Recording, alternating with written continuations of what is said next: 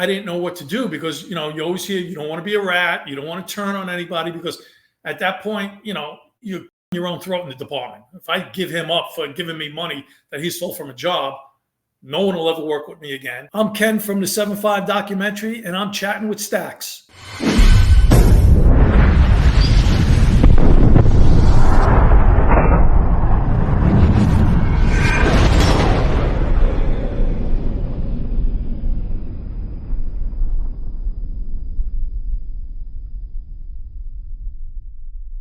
Welcome to this episode of Chatting with Stacks. I'm your host, Bill Stacks, and today I got Ken Eurell. What's up, Ken?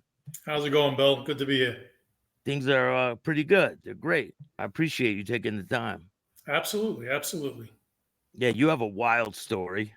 A lot of people probably seen you on the 7-5. It was a pretty big hit. The 80s was a different time than now. So, yeah, it was we got a little bit into the mix. So where were you born and raised? I was born and raised in Queens, grew up in Rosedale, like the last territory of Queens before you cross over into Nassau County. Good life, good neighborhood, grew up with a bunch of kids all around, back in the 60s and 70s, and a lot of sports and hanging out in the schoolyard and the park, which there's a local park.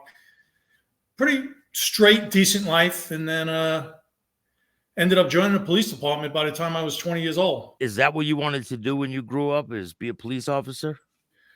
I really wasn't my thing. Like, a lot of people, a lot of kids that grow up, they want to follow their fathers in their footsteps. And a lot of them back at that time was, firemen, sanitation men, policemen. My father was, and a lot go into the trades, electrician, carpenters, plumbers. So my father was a carpenter, union carpenter for 50 something years. So as a kid, right out on vacations from school, summer vacations, and when I got out of high school, I went into the construction trade. They tried to direct me to the city job. With the city job, you get a 20-year pension, you get unlimited sick days. Construction, you're sick, you don't get paid. In the winter, it snows, you don't work. It rains, you don't work. So he really pushed me towards the city jobs, firemen, sanitation, and police officer. And the police test came out first when I was about 17, 18 years old. I took the test, did really well on it, and got called before I was 20 years old. So as soon as I was 20, they threw me into the academy. What was the first major incident that you came across during your police when you first started? Like, do you remember the first day? Do you remember like your first exciting chase or anything like that? Yeah, there was a lot of stuff going on. The first couple of days was really nothing too exciting because you're at one police plaza with a whole bunch of new recruits, and probably 2-3 days we just filled out paperwork and they gave us a bunch of speeches. I remember one speech specifically that said, a lot of you will not make your full 20 years. Some of you will be killed in the line of duty. Some of you will quit the job for another job. Some of you will be arrested. Obviously, never thought I would fall into that category. But that's where I went. What was your first big case that you went on? Well, my first arrest was pretty simple. I was a rookie and it was called NSU, Neighborhood Stabilization Unit. It was Bedford-Stuyvesant, 7-7 precinct. There was a call for burglary, and myself, field training officer, and another rookie went to the job. They were in the front. Me and the rookie went around back. FTO was like on the corner of the building, watching the front and watching us in the back, keeping an eye on us. And as we go in the back, here comes Santa Claus down the fire escape with a pillowcase and a bunch of shit he stole from the apartment. And he reached the ground. He just kept coming. We didn't say nothing until he got to the ground and just scooped him up. It was a really easy arrest. So first arrest went easy. Back then, there was the paperwork was ridiculous. It was so much repetition of paperwork. As the years went on, by probably mid-'80s, I got on in 1981. By mid-'80s, computers came online, so it was like just one online booking sheet. You filled it out, handed it in, and you were done. But back then, you go around the clock 24 hours doing paperwork, talking to the ADA, going to court the next morning. It was a real process. Yeah, so you're making arrests, and during the nighttime, you're just sitting there on paperwork all night, exact right? Paperwork. You go down to Central Booking in Brooklyn, and you just right around the clock. Did you ever have to pull your gun out and use it? In the 7-5, almost every day. Never had to fire it, thankfully, but it was out almost every day. I mean, you're getting calls every day of people shot, shots fired, all types of different dangerous calls where you need to have your weapon out. Did you ever have a call where you were like shocked at what you found when you went there? I wouldn't so much say shocked, because you pretty much got to expect what was coming on based on the information coming in from the radio and from Central. I don't know, shock's not the right word. Probably Unexpected? Not even unexpected, because you're getting information, but when a lot of stuff is unfounded, so when you get to stuff that's founded, it is, I guess, somewhat a little unexpected. I've been on the call of cops being shot, so it's a little intense. Have you ever went to a call where there were bodies? Did you find a lot of bodies on Absolutely. Absolutely. There's murders every day. We're the murder capital of the United States back in the mid 80s.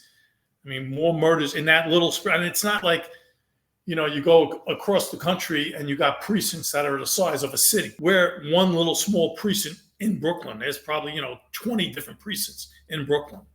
So we had more murders in our little precinct than the entire country, in their whole town. Does that affect you when you leave work? And you try not to let it affect you. Like, you don't take it home. Like at the beginning, the girlfriends and the wives once I got married, they want to know, how was your day and how'd you do it?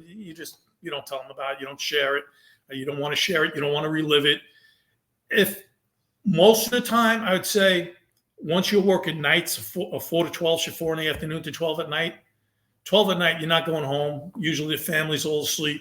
You're hitting the bars with a bunch of other cops and you're rehashing the day. That's what you're rehashing. Do you think things have changed quite a bit since when you were a cop to now? Drastically. There's definitely less respect for cops, and they're doing a hell of a lot better job, I think, than we did back in the 80s. 80s was a lot of brute force. That's how, I don't know so much it would be respect for the cops, but they listen to you because they know, if they don't listen, you got a blackjack or a flash or a mag light up alongside your head. So it was a different time. Now you got everybody has a body cam, there's dash cams on the cameras. So it keeps everybody honest, on both sides, on the criminal side and law enforcement side. So now you cross that line between being a corrupt officer and being a legitimate, straight-laced officer. When is the point where you cross that line? Was it before you became, because you became a detective, right? Or no? No, I wasn't. I was not a detective. I was on patrol. I was about 6 or 7 years in. My partner at the time had left to transfer to another precinct, so there was an opening in my car. And my ex-partner, who does if you've watched the podcast or read my book, is Michael Dowd. And at the time, he was a discipline problem. So he had gone to Coney Island. A lot of the bosses for the summer, they would send discipline problem officers to Coney Island to get rid of them for 2 months, 3 months. And then hopefully when they came back, they learned their lesson and they were on the straight and narrow. He came back to the precinct at the time when I had an opening in my car. So roll call started hooking us up together. And he had a reputation. A lot of his former partners had already quit the job. There was a scandal probably a year or two prior to I hooked up with him in the 7-7 precinct where I had first started, where there were about 13 officers who got arrested for corruption. And there was a big rumor that the next scandal was going to break into 7-5. So a lot of guys were quitting. They were trying to, not get arrested. They figured if they quit, they won't get arrested. Yeah. My ex-partner gambled, stay on the job, figured that, the department's not going to expose another scandal and they'll bury everything, which is pretty much what they did. And when he came back to the precinct, he sort of, I don't want to say he brainwashed me, but he taught me a new way of doing the job. Like my whole thing, I was taught to, you go out, you handle the calls. You either, if you want to make advancement, you'll make a lot of arrests. So hopefully you make detective or go undercover, or, you do your job. And if you don't want an arrest that night, if you come across an arrest, there's always plenty of guys looking for overtime or advancement to say, hey, anybody looking, you would say that over the radio and somebody would answer and they would come and they would take the arrest essentially that you made. Yeah. And they would take the credit for it, right? Exactly. Take the credit and they move on and you get to go on with your day and go home safe. He had already been in the mix and he was doing, some corrupt things, grabbing money on the job, from different things, DOAs and coming across drug scenes, pocketing money or drugs. Do you remember the first time you seen him do that? First time I seen him do it, he basically handed me money, and I was a little shocked. I didn't even see him take it on the job. And when we got back in the car to drive away, he handed me the money. And he goes, "Here, this is for you." And I was like stumped. I didn't know how he got it or what it was for. And basically, of course, I find out later on.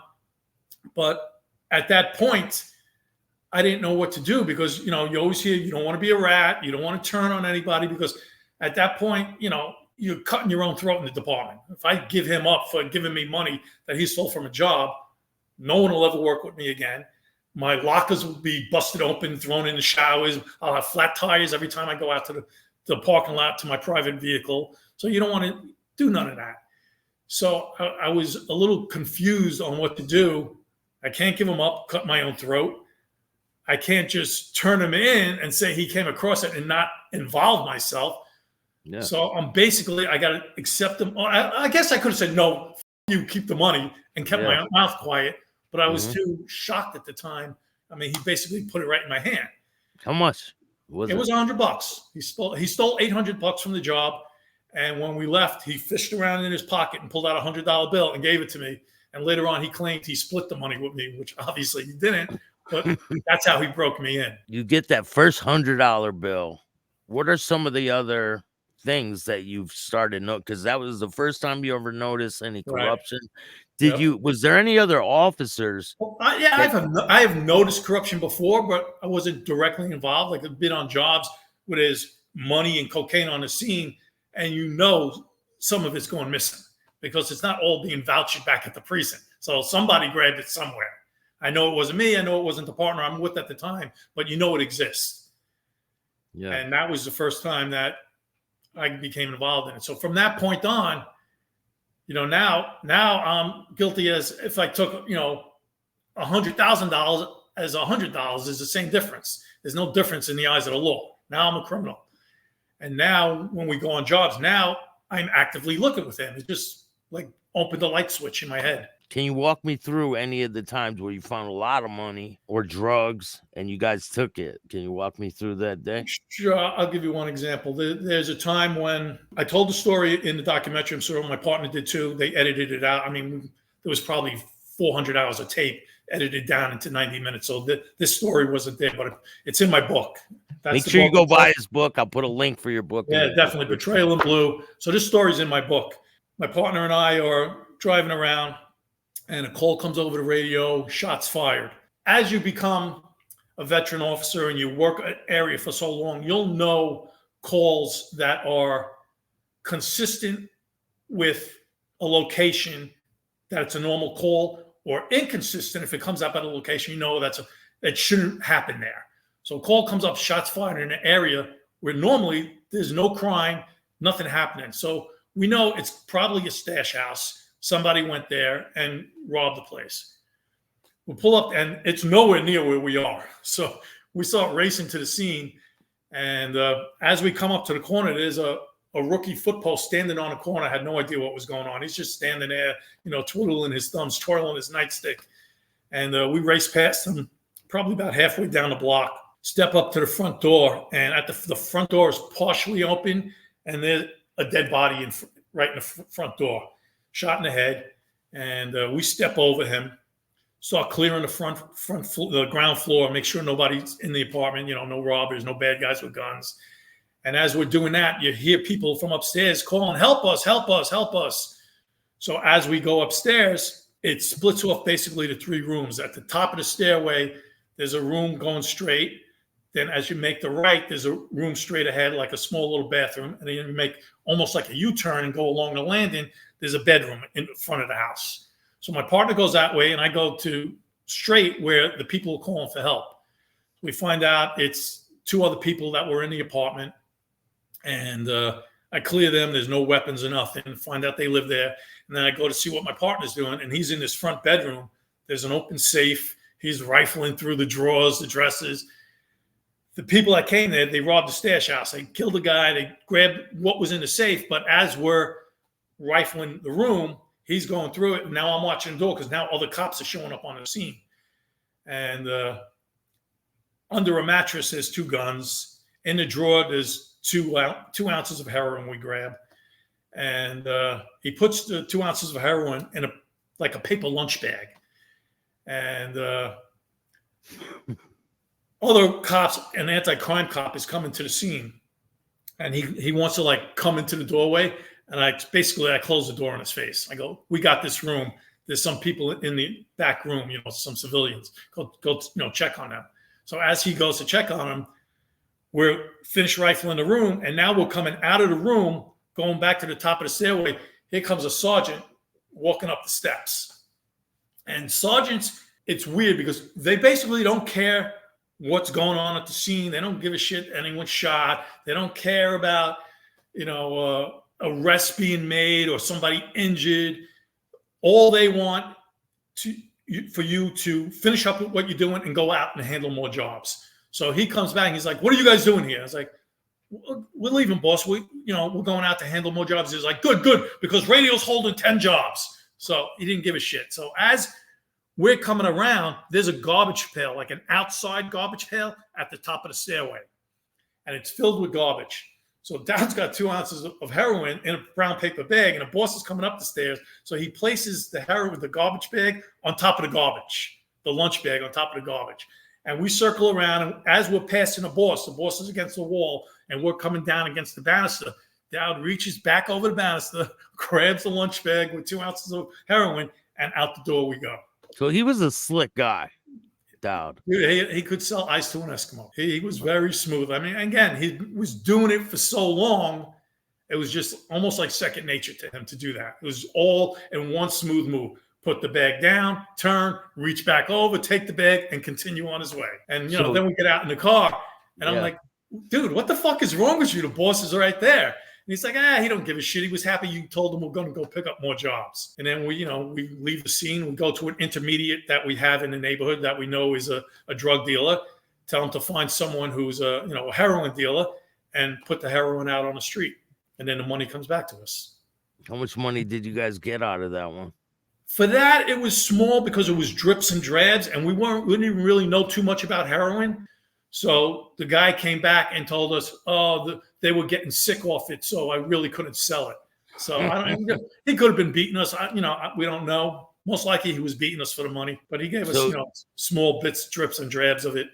Yeah, but we never gave that particular dealer any more drugs. So did you guys protect any of the drug dealers? Did you guys make deals with any of them to say we did? Eventually, we had this intermediate guy. He was, if you've seen the documentary or read the book, he was a business owner, legit business owner in the community. He ran a stereo repair shop, and he had connections with drug dealers. Drug dealers like to put the back in those big boom boxes in the back with 18 speakers in it, and all the old radios where you pull out and take with you, walk away. And so he had connections with drug dealers. We knew that. We basically made a deal with him: find somebody who's big in the neighborhood, who's we could give them information and let them know about possible drug raids that are going to hit their location, things like that, and they pay us. So we made an initial deal with a gang called La Compañía, who was a Dominican gang, and they were big drug dealers. And the deal was, he was supposed to give us $8,000 up front, and then so much more per week.